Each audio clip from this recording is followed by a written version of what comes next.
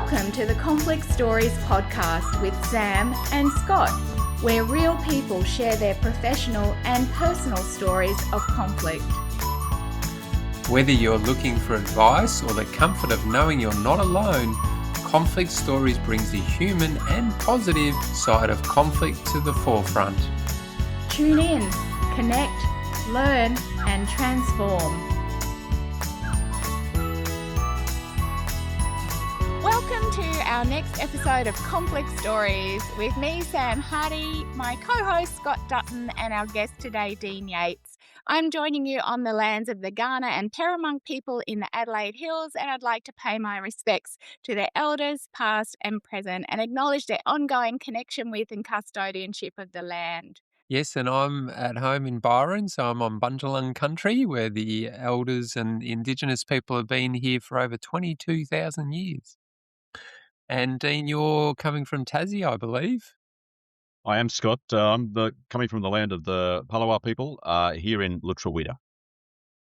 Thank you. Our guest today has spent a career in some of the world's most dangerous and difficult environments, and what he carries from those experiences has shaped not only his own life, but the lives of thousands of others. Dean Yates spent 26 years with the international news agency Reuters, leading teams that reported from the front lines of history: the Bali bombings, the Boxing Day tsunami, the Iraq War. These weren't just stories Dean oversaw from a distance. They were experiences that accumulated quietly and then catastrophically into a diagnosis of PTSD and moral injury that would bring him to his knees. Between 2016 and 2018, Dean was admitted 3 times to Ward 17, a psychiatric unit in Melbourne. And it's precisely that willingness to name those experiences out loud without softening them that makes Dean such a powerful voice in conversations about trauma, recovery, and mental health in the workplace. Rather than stepping away after his own crisis, Dean turned his insight into action. He designed and implemented Reuters' first mental health strategy, supporting more than 2,500 journalists worldwide. And after leaving the organisation in 2020, he founded his own workplace mental health consultancy. His advocacy has contributed to real legislative change, including Tasmanian laws recognising PTSD as a presumptive work-related illness for state workers and first responders.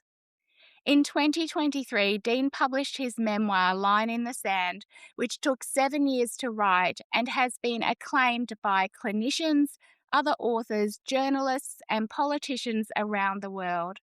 That same year, his story was featured on the ABC's Australian Story.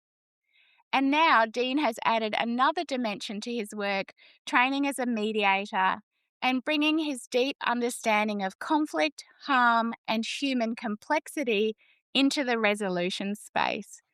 Dean, welcome to Conflict Stories. Thank you, Sam. I'm a bit embarrassed by that intro. If I'd have known you were going to say that, I would have said, could you please shorten your intro?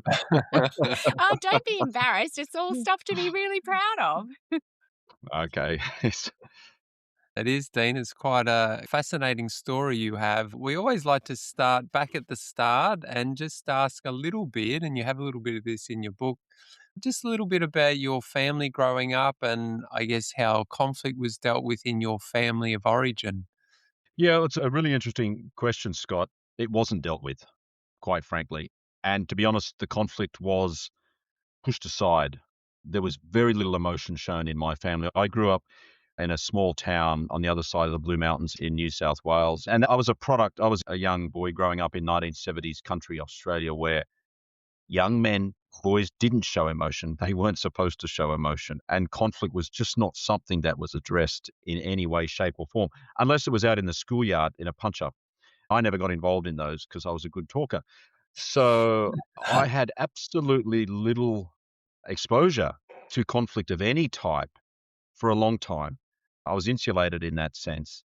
So for me, that sort of showing emotions and conflict was a bit of a foreign concept for some time. And yet, from that background, you moved into a role where you were thrown into quite extreme conflict. That must have been a bit of a shock after growing up in that sort of friendlier environment. Yeah, and I think for me it was just I don't think my upbringing was that different to a lot of other young boys at that time. I was just lucky that I did well at school, not that well that I was singled out for being too smart, but I was also good at sport. And like I said, I was able to talk my way out of just about anything. So I never got picked on. I never got bullied or anything like that. But then when I found myself in high school, I was just absolutely fascinated by the Cold War and what was happening in the world. And I was just drawn to these overseas events. I was an avid reader of Time magazine. And so as I was going through high school, I was drawn to these overseas events for some reason. I can't really put my finger on it. And that's how I ended up overseas in the late 80s, 1990, backpacking around Europe, Eastern Europe, what was then the USSR. And I just sort of opened my eyes to this whole world, climbing the Berlin Wall as a backpacker, going into Moscow. I just thought, I just had this revelation, if you like, this epiphany that I wanted to be a war correspondent. Wow. It took a little while to actually get to that point. I'd actually done an economics degree. I hadn't even studied journalism. And so it took a little bit of time to get into journalism. Found myself in Indonesia in the early 90s, and I just learned Indonesian and then ended up getting a job at Reuters, which is one of the world's largest media organizations.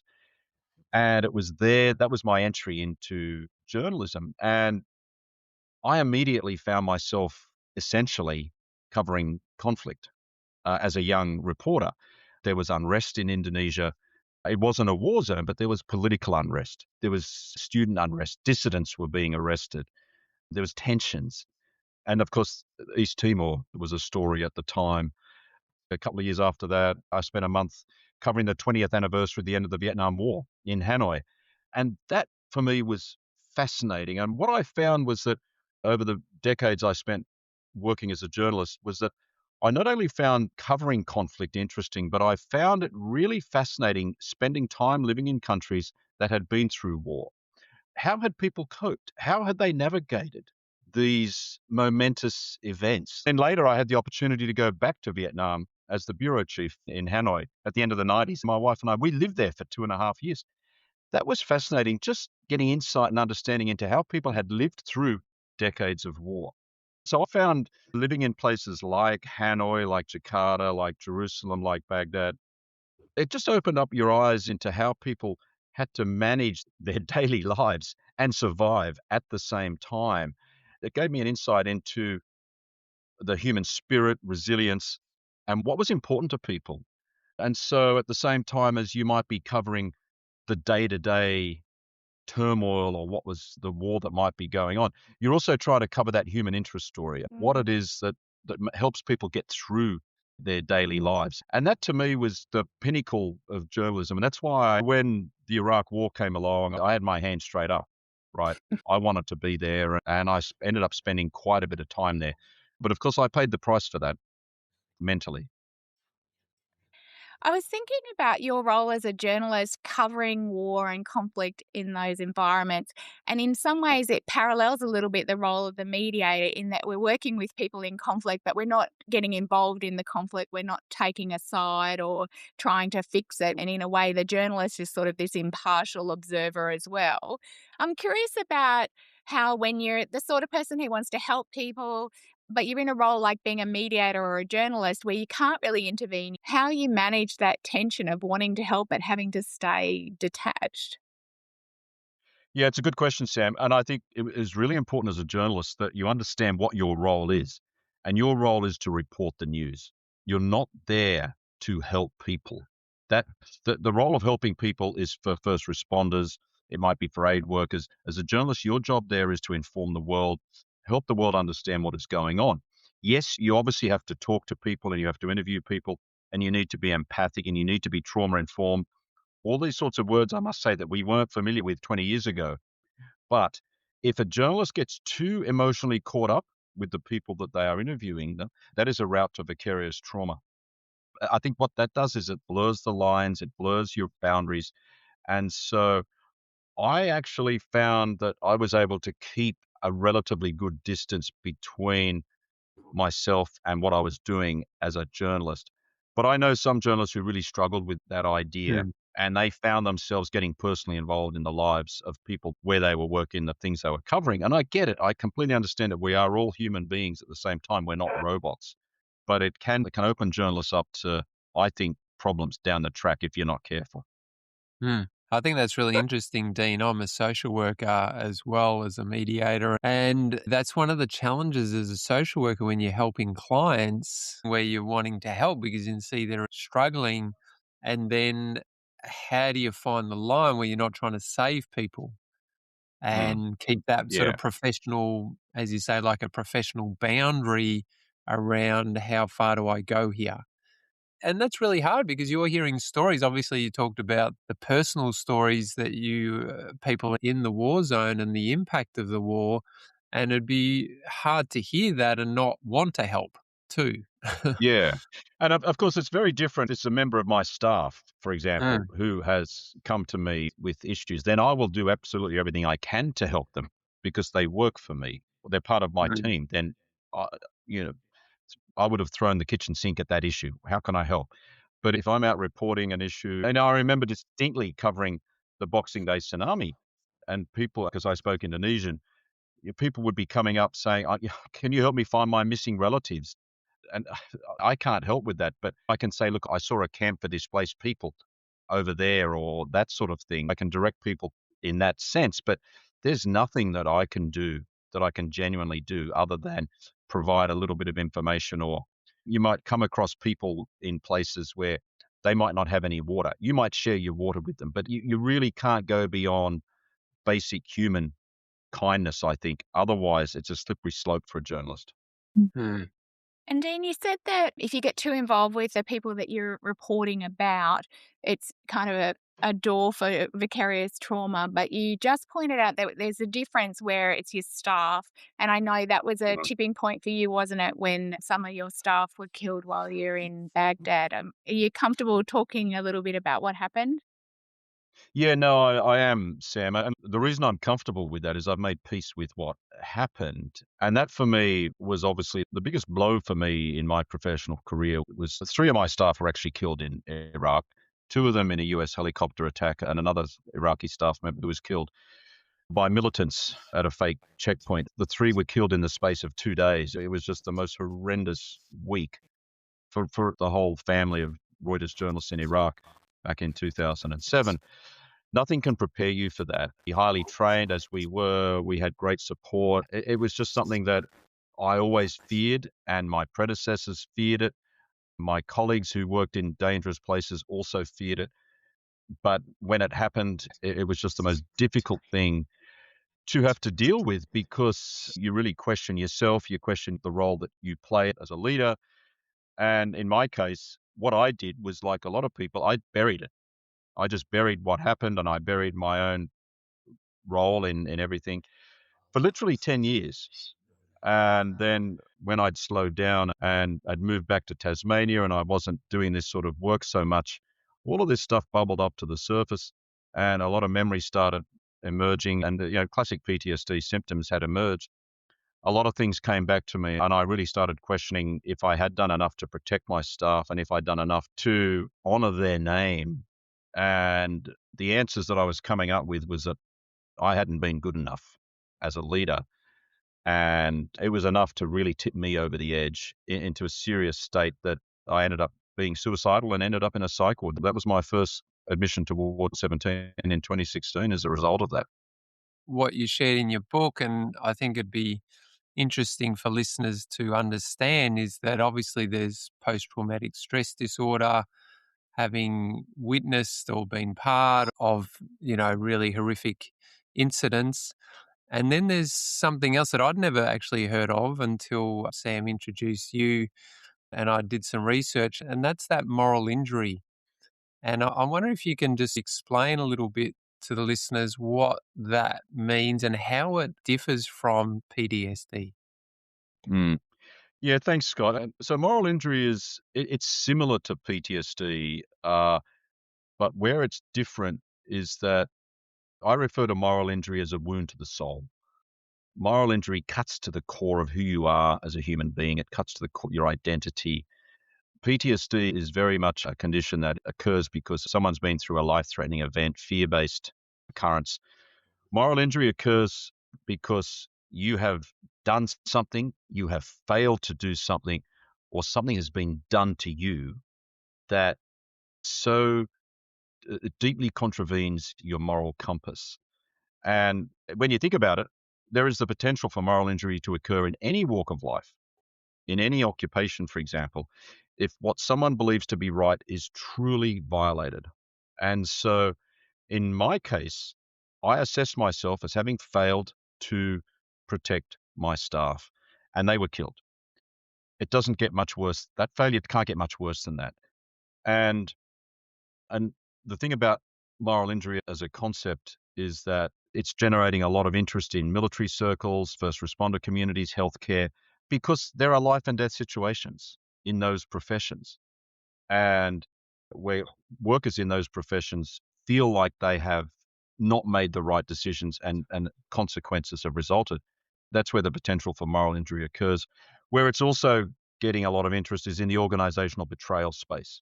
And this is where I think it's interesting in that when we talk about mediation, for example, is because there is the potential for moral injury where employees, workers feel so morally wronged by decisions or workplace practices or bullying that might occur in their workplace that it causes a moral injury, it causes psychological impact that has significant symptoms. And I think one of the things that needs to be kept in mind about moral injury, and it's the same with PTSD, a diagnosis of PTSD requires a whole bunch of symptoms. People are really unwell if they've got PTSD. It's the same with moral injury. Someone needs to be significantly unwell to be in that sort of category. People who are suffering from moral injury, they are going through significant shame, significant guilt, significant withdrawal from society, from loved ones. There was a real landmark moment last year when the moral injury was recognized in the DSM-5, not as a mental illness per se, but as something that clinicians should be taking into account when they are assessing clients who have been through traumatic experiences. So they might have someone who presents who's been through a traumatic experience. And rather than just looking at that experience and from maybe a PTSD perspective, there might be scope there to look at what was the moral dimension of that trauma. So where might there be a moral component to that trauma that might not have been recognized before? I mean, is it that PTSD could happen because you were in a horrible accident and it was just a horrible accident, but you're still traumatized by the experience and the consequences of that? But moral injury is where a person has behaved in a way that doesn't align with their values or their sense of identity, and that might have been circumstantial. They might have been forced to do it by an employer or circumstances, but it's where they felt that they haven't lived up to their version of themselves that they believe in and are proud of. Is that kind of the distinction? Yeah, that's absolutely right. I think the use of the words values is important there, Sam, where people feel that decisions are being made that really transgress their values, for example. And there's a little bit of research, not much. Most of the research has been done into military populations, Mm. first responders, and health. Small amount of research has been done in white collar workers in the UK, for example. And it found that there was the potential for moral injury there, where employers across a variety of white collar organizations were forced to do things that their employer wanted them to do, but they felt there was a clash with their values. And that might be doing things that compromised worker safety, for example, or customer safety, or being asked to manipulate data, for example. And over a period of time, so it might not just be a one-off incident, but where there is a pattern of that sort of behavior that an employee is forced to do can potentially lead to moral injury. But back to the car accident scenario, right? People would definitely see that as a classic PTSD event, but there could be the potential moral injury there if you were the driver of the car and you were drinking, right? And you were drunk and you've hit someone and you have killed someone, that is a potential moral injury event for the driver, as well as being a potential PTSD event. Mhm. I'm just wondering, as you're speaking there, Dean, I'm thinking where the conscience fits into that, because I'm hearing values and Mm, identity. How much is it about your own conscience and feeling like, yeah, that's sitting there too, sort of saying to you, you shouldn't have done that or you should do that or whatever it might be?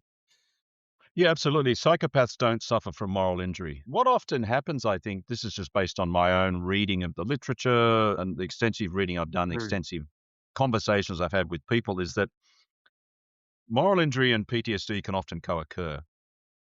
The PTSD event might often be the first thing that happens. So there might be an initial trauma, for example, that occurs, and the PTSD symptoms are the first to emerge. The moral injury might come later. And that might be as a result of someone having time to think and reflect mm, on what that event means for them. And so that might take years for that to occur. And I'll give you an example.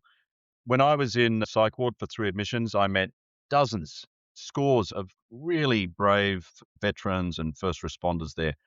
All of them were there because of a PTSD event, what they had been through on the front lines, whether it was overseas on deployment or whether it was on the streets and whatnot. What was really harming them was how they had been later treated by their employer or by the workers' comp system or DVA, right? And as part of the work I did for my book, I asked dozens of them, what have you found hardest to deal with?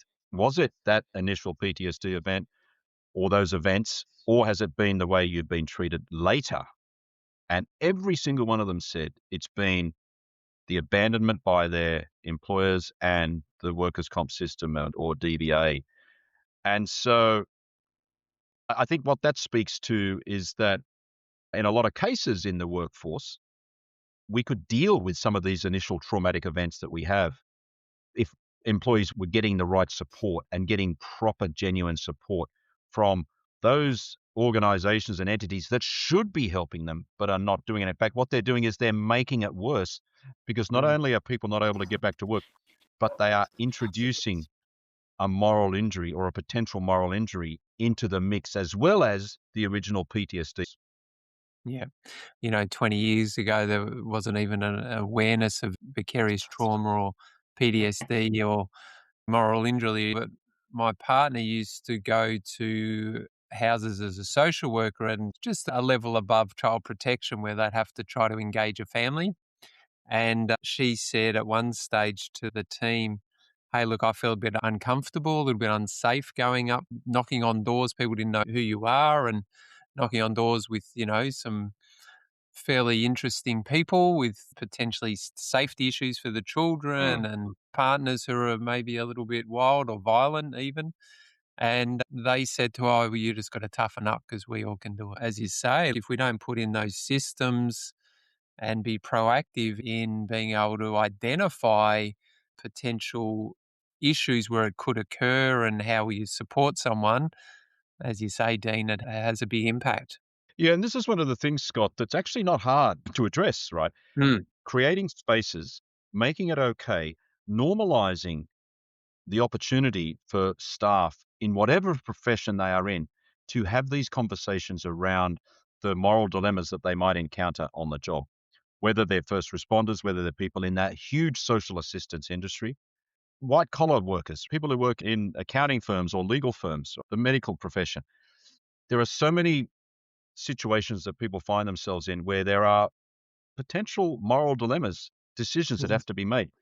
So many people just don't feel like they can bring it up and have a conversation around that. That needs to be normalized so that when those decisions are made, people feel confident that they have got the support, they've been able to get a sense of what the decision the right decision can be made. And then when if the decision is not the correct one, they don't get punished for it. Because that's mm, the other thing that occurs is punitive action often always follows a bad decision. And the research shows that if you have a just culture as opposed to a punitive culture, that gives space for people to grow and learn from where maybe the right decision wasn't made, as opposed to inflicting punishment on people. And this doesn't require millions of dollars of investment. It just requires a change in mindset. that psychologically safe environment, isn't it, Dean? Do a little bit of training in that, and Amy Edmondson done a lot of work in Mm. that, is how do you create an environment where people can raise things and question things? Yep. Yeah, Yep. have that Mm. conversation. And be supported when things go wrong in Mm. relation to the pragmatic side of it, but also their mental health. I was just wondering if I can take you back. You mentioned you ended up in a psych ward, I think it was in Melbourne, Ward 17. You went there, I believe, 3 times, Mm. and you speak highly of that experience in terms of the staff and the support. And I wanted to understand what helped you there suffering from moral injury and post-traumatic stress disorders. What was the things that really assisted you to reconcile, work through the impact of those? Mm. It's a great question, Scott. I'm really glad you've asked it because Mm, I said anyone who was willing to listen, I talked to them about the model at Ward 17 and what a fantastic model it is. I think it should be a model for inpatient care across Australia, quite frankly. I think generally for people seeking urgent mental health care treatment, it is not a good experience. We don't have a good system in place.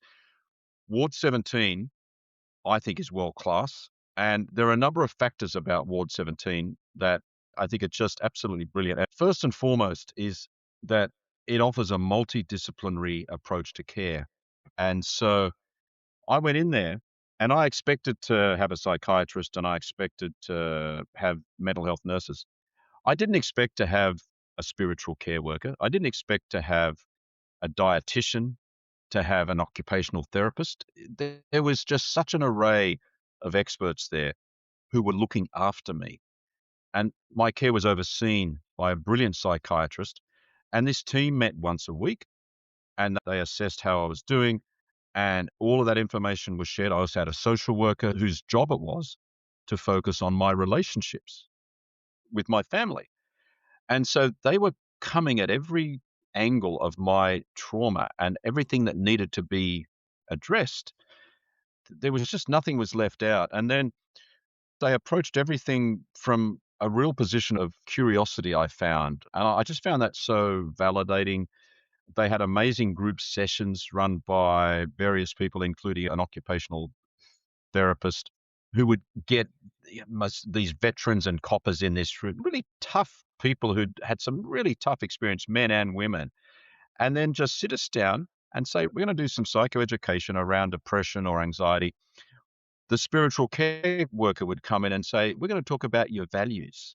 I just learned so much out of that. And then there was also, and I think this was also important, was the experience of being in a psych ward with people who were just like me. They weren't journalists, but they'd been through similar experiences. They had that shame and they had that guilt, and they knew what it was like to be me. And we could sit around at breakfast, lunch, or dinner, and we could just share stories and talk to each other. I walked in that psych ward the first time, and I hadn't even thought before going there, oh my gosh, will these people, what will they think about a journalist being in this place? Will they even trust me? Because we're not the most popular profession around. And these are veterans and coppers. They accepted me like a brother. It was like they didn't care that I'd been a journalist.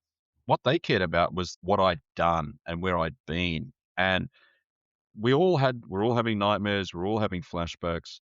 We'd all been terrible to our partners. And so I think it was just that camaraderie that existed was honestly, I hadn't experienced that sort of camaraderie like that, except when I'd been in places like Baghdad.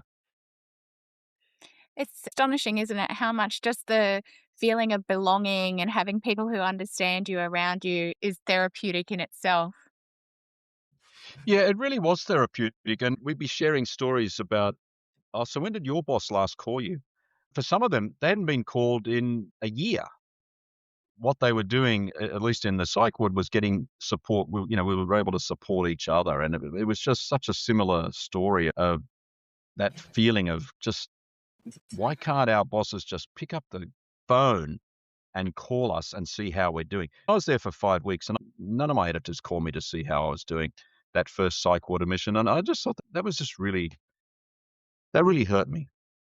Mm. Well, it's sort of indicative too, as you're saying before, Dean, that lack of awareness, support, proactive in terms of assisting people when they do have an injury or a trauma. How do we do this in a proactive way and support that person and not feels like there's a lot of fear if we acknowledge that we may have caused them trauma through their work, that then we're going to be liable and what all that means. So Yeah. there's some resistance, I think, to acknowledge that, which then has as you say, a worse impact on the people who've had the trauma. Yeah, exactly. It's just like Mm. in conflict, generally speaking, avoidance only makes things worse. Yeah. Yeah, totally. Hey, Dean, I was going to ask just on a personal note, because I know forgiveness was a part of your healing, and Mm. I just wondered how much spirituality and that sort of component played a part in your healing as well. Yeah, it was really pivotal, Scott. Mm. And I don't, in fact, I'm giving a presentation on moral injury to Spiritual Care Australia in a couple of weeks. Mm. I can't speak highly enough of, I can't emphasize enough the importance that spiritual care worker and her guidance was to me during my second Mm. psych ward admission.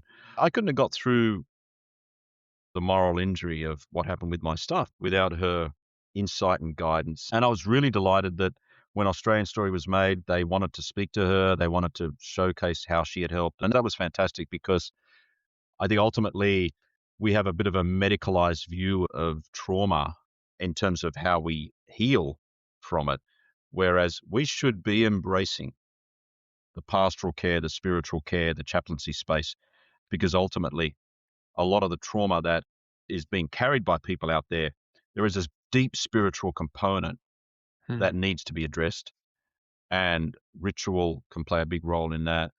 Spirituality means a lot of different things for a lot of different people, and it's only by having the people who understand that can people access the ways that they might be able to heal. I mean, for example, I was asked when I was giving this speech at this conference on the Gold Coast on Monday, the first question I was asked was, how do people heal from organizational betrayal? You're not going to get an apology or an accountability from an organization.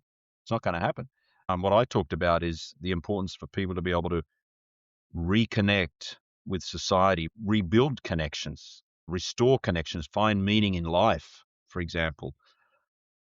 There is a role there for the spiritual care space, the pastoral care space, to help them along that road. There is a role for spirituality there, but some people just don't even know where to start on that journey. So by having people who can guide them, I think it can play a big role, because there's no medication you can take for moral injury, really. People might be able to take a bit of medication to help them with their sleep, or if there's some depressive symptoms, yes, but the core moral injury suffering has to be addressed in other ways. Mm. And you described it, Dean, as an injury to the soul, and the soul is something Yeah, spiritual, right? That's where exactly. you need the healing. I can imagine when you've had trauma. I lost my parents when I was young, so I had some sort of trauma in that way. I think it's really hard to work through these things without some spiritual perspective. I think it makes it really hard. And I've had my bouts of depression, etc. And my big thing was, yeah, it was like getting on the right path, and also meditation, being able to learn to not listen to thoughts. And we can certainly get caught up in thoughts. And I can imagine with PTSD and moral injury, that's one of the challenges, is reliving and talking and thinking. And I guess that forgiveness, I think, is part of that spiritual part as well. So, yeah, it's all connected. Mm. Yeah, and it's finding the right person who can help you on that path. I had an interesting conversation with a psychologist up on the Gold Coast who is really doing some interesting work in the moral injury space. And she works with a lot of first responders, and she has been helping some of them engage in rituals, if you like, as part of Mm. their process of letting go, as she put it. It's just finding ways that are going to work for someone, and then having someone who can then take you through, guide you through that process, I Mm. think is important. And now that we've got moral injury recognized in the DSM-5, it opens up scope for a lot more clinicians to embrace it. I just hope that clinicians will acknowledge that there is already a lot of experience in that pastoral care community, and that they will look to them as fonts of wisdom. Mm. I was giving a keynote presentation earlier this week on the Gold Coast at a national conference on mental health for first responders and people in frontline roles. And one of the things I emphasized at that conference was that we need organizations to support people more. We need organizations and organizational leaders to recognize and understand that employees need that help and assistance and so on. But what I also said, and I really believe this, is that when we go through traumatic experiences, it's important on the individual to also show some curiosity and to use whatever tools and skills they've got available to try and work through it themselves as well. Because if you just sit back and wait for someone else to come to your aid or come to help, you may be waiting for a long time. I was obsessed. I was literally obsessed with working out why I was traumatized and why I was struggling. And that was such a huge help to me, that obsession. I mean, at one stage during my first psych ward admission, my clinicians actually tried to get me to sign a contract to slow down, to stop reading so much, right? And I just laughed and I said, "This is what I do. I'm a journalist. This is what I do." But I think it's really important that people think, "I'm gonna get to the bottom of this, what is actually going on with me, and I'm gonna read whatever I need to read. I'm gonna speak to whoever I need to speak to." I think that healthy obsession, if you wanna call it that, is gonna help you get to the outcome that you need and get you on a path to recovery. Because if you don't, yeah, don't rely on the system is basically what I'm saying. Yeah. Yeah. Great advice, Dean. And as someone who likes to read and research everything, I totally relate to that. But I think you've highlighted a couple of things that mindset of being motivated to figure out what's going on so that you can work towards something better. So curiosity and motivation to do something Mm. different. Those two things are really important in any conflict and also in any healing process. I'm really interested to see how your family is because obviously on the Australian story and in your book, Mary's had a lot of challenges, but also your kids. And I'm just wondering how the family's going in terms of you being more mentally well and in working through the trauma that you've experienced and where things are at with them. Thank you for asking that, Scott. Yeah, obviously the impact on my family was significant. When I was really Mm. unwell, I was not a nice person to be around. The household was very unpredictable, to say the least, as it is when you've got someone suffering from PTSD. And that took years to work through. Obviously, I needed to make amends to what I put my wife Mary through, and that's still an ongoing process. But I think where I am now, trauma gets locked in people's bodies. And I think that my family and two of my kids are still living at home. One of our sons lives in Hobart, but I'm pretty sure they can sense that there is not much trauma locked in my body anymore, that I don't react very much anymore to unexpected noise. If someone drops something, they might look around quickly at me to see if there's any startle response there, but that's pretty much gone, really. And so, no one's walking on eggshells like they used to years ago. And I think my youngest son, Harry, put it really well a couple of years ago. He said, one man, one father, one dad walked into Ward 17 and another one came out. And I think that sort of spoke to the transformation that I was able to undergo in Ward 17. And that's a big credit to the staff and the clinicians at Ward 17 who helped me through that. But it's also a credit to my wife and my kids for having the patience to contend with what I was going through and what I was suffering from. I think as a family unit, we are really strong and really tight, and we really support each other. And when you've gone through what we have gone through as a family, it does make you, I think, a very resilient unit. And there's a real closeness there as a result of that. Such a lovely thing to hear that you've all got through this and really stuck it out because it's not easy for anyone in that situation. And it can be easy at times to give up and go Sure. separate ways. But I think it's a wonderful thing that you've all strengthened that relationship. It's really nice to Mm. hear. Such a good role model, Dean, for how to get through that. And I know from reading your book how good the conversations were that you and Mary had, very honest and transparent, and that's something people should aspire to as well. Yeah, and look, it's not easy to have honest conversations. I think, especially when matters are really personal. Mary herself is a former journalist, right? So you would think, oh, a couple of journalists, they'll be able to talk about things really easily, but it's not always, at the end of the day, it's not always that easy. But I think if I look back at why we were able to work through a lot of this stuff, it was because of a willingness to be honest about everything, and that I just don't think you can put a price on that honesty at the end of the day. Dean, you're now working as a mediator and a consultant in relation to both mental health issues in the workplace and conflict in the workplace. Tell me a little bit about how you got into that space from where you came from as a journalist. Yeah, so I guess the mediation work, I got to say, I love it. I really enjoy it. And it sort of happened a little bit by accident. I just happened to be changing careers, if you like, in the middle of last year. And the CEO of an organization that does the mediation work asked if I'd be interested in coming on board. And I said, yes, I'd like to give that a try. And what I discovered was that I've been dealing with conflict all my life, not just covering conflict, but in the workplace, managing conflict.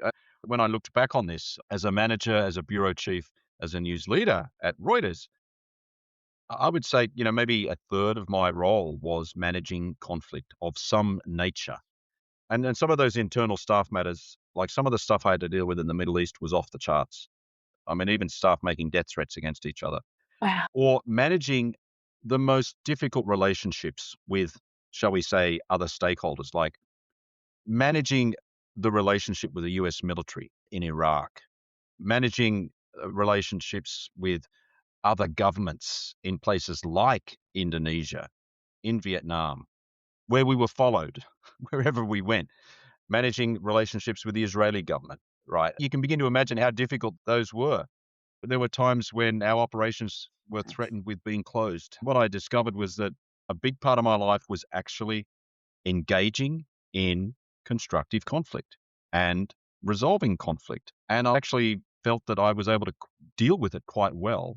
And so the whole shift to mediation, it hasn't actually been a huge difference to what I've been doing, except that in mediation, there is obviously a very structured process. But I'm finding that I just find the work really meaningful. And to be honest, I've been looking for something meaningful since journalism. And in mediation, I think I found it. That's great. That's great, Dean, because I think mediation really, you can see positive outcome pretty quickly if the parties have some willingness. And as you say, it's got that structure. Yeah. Dean, I wonder, looking back at all the different experiences you've had through journalism and now working as a mediator, what are some of the things that you've learned about conflict? Yeah, there's a few things that I would point to. One of which is I think it's really important to approach conflict with curiosity. And that's certainly how I approach the work that I do as a mediator and facilitating challenging conversations, for example, is really take a curious approach to the people that I'm working with. And I've found that that's who I am naturally. I'm just naturally a curious person. I love hearing people's stories and I'm really curious about people. And it's not forced in any way. And I find that I get people saying to me, I've felt heard.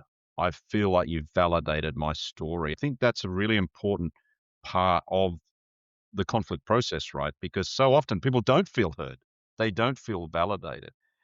And I think if you want to get some sort of, maybe not necessarily resolution, but some sort of good outcome in any conflict situation, people need to feel heard. That's critical. So having that curious approach really works. I do worry that with conflict that we've become less willing to listen to the other side, so to speak, and that it just seems that we're finding it harder. And I'm not just talking about an isolated workplace conflict, but just in general, I think we're finding it harder to find common ground on really critical issues. I'm just not sure whether people are as willing to acknowledge the sort of emotions that are involved in conflict, whether we're talking about what's happening in the broader world or in our own country and so on. And to me, it is so important that we do acknowledge the emotions that are involved. I just don't think you can address conflict if you don't allow people to address how conflict has affected them emotionally. Yeah, they're just a couple of thoughts that have sort of occurred to me as I've been doing some of the mediation work. What do you reckon has been the biggest conflict for you, Dean? Because when I learned about the moral injury, I thought that's like an inner conflict in a way, isn't it? And then you've had so much sort of external conflict with the wars and then the impact on your family and then the organizations not doing the right thing. What would you, funny question, but what would you say Mm. would be the biggest conflict you've had to deal with? I think externally dealing with the US military in Iraq was the toughest, Mm. easily the toughest challenge I had. I mean, height of the Iraq War, 165,000 US troops in Iraq, had during the time I was there, 2 staff killed by US troops, several Iraqi staff detained by US soldiers. So trying to get staff out of detention, that was really challenging. And I'm not sure I handled it as well as I could have, but I don't think anyone would. But I learned a lot from it, put it that way. I think personally, I think we all have our own inner conflict, right? Some of the inner conflict that we have can be a big challenge for us. And for me, while a lot of the conflict I've had to deal with has been external, I think some of it has also been internal. And that just has been around, gosh, being my own harshest critic, maybe. And I know we all do this, but when you do have time to reflect, as I have had time to reflect over the years, when you do assess your own actions and you come up short, as I have assessed my own actions both personally and professionally, and when you come up short, that can be pretty depressing and you can feel pretty miserable about yourself. And I think you can go one of two ways, right? You can just dig yourself a hole, stay in that hole, or you can say, well, what am I going to learn from that? And how am I going to grow as a person? And I'd like to think that I've been able to grow as a person instead of just staying in that hole. From that inner conflict, I'd like to think that there are some really good lessons I've learned that I'm now able to put into practice in the work that I do and the person that I am, that have been a growth experience and a growth opportunity. And so, in that sense, conflict can be a really good thing, right? And I was doing a training course yesterday around managing conflict in the workplace. And I said, we need to look at conflict as not necessarily being a bad thing, because if we engage with conflict productively, then it can lead to great outcomes, enduring outcomes. And so I think with that whole inner conflict that we sometimes have, that can also be a good outcome. If we're able to work through it, sometimes with guidance, sometimes without, but it's a journey. Scott, I think that's our pearl of wisdom from Dean. Yes. Think so. I'm aware of the time. I've got about 25 more questions, but I think Dean's given us lots of fabulous information. Great to be here with you both. Really enjoyed that. Dean, Mm. thank Yes. you so much for your openness today and sharing your experiences. I think our listeners will gain a lot from this. Scott, we usually end all our episodes with a pearl of wisdom. Dean's given us so many in this episode, it's going to be hard to pick one to end with. But we also like to say to all our listeners, keep on working towards a more peaceful future. And enjoy your conflict.